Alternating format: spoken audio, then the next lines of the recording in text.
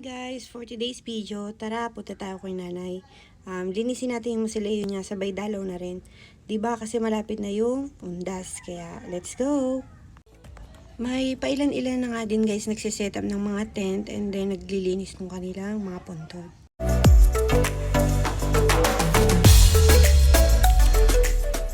Andito na nga kami guys sa may mausoleo ni nanay. Napansin ko nga is sobrang linis ng kapaligiran. Siguro preparation na rin to para sa darating na undas.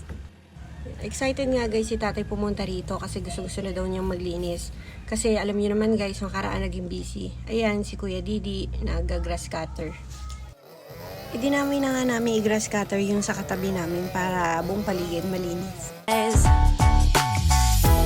Mama always said remember, do good, stay classy, forget the things that just don't matter, and you'll be happy in life now.